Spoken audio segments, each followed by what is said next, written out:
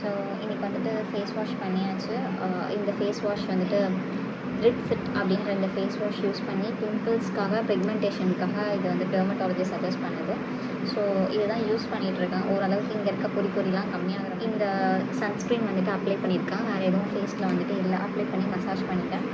ஹேரை வந்துட்டு சிக் எடுத்துட்டேன். ஸோ சிக் எடுத்துகிட்டு இப்போ எவ்வளோ மெஷர்மெண்ட் இருக்குதுன்னு பார்த்து 60 எவ்வளோ வளருதுன்னு பார்க்கலாம்.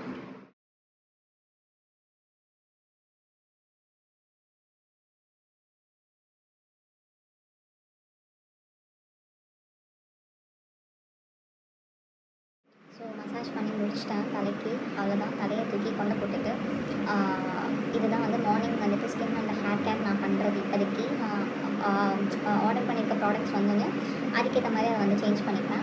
மார்னிங் வந்துட்டு பிரேக்ஃபாஸ்ட் வந்துட்டு சீட்ஸு, ஃப்ரூட்ஸ்லாம் இருக்க மாதிரி ஒரு ஷேக் குடிச்சிருக்கேன். ஸோ அது மட்டும்தான் மார்னிங் பிரேக்ஃபாஸ்ட். ஸோ ஃபுட்லேயும் வந்துட்டு ஹேருக்கு தேவையானது. ஸோ அதெல்லாமே கூட நான் என்னென்ன சாப்பிட்றேன்றதையும் வந்துட்டு ஃபேஸில், ஹேரில் என்ன நம்ம பண்ணுறதுனால இம்பேக்ட் சேஞ்சஸ் தெரியுதுன்றதை நம்ம வந்துட்டு பார்ப்போம்.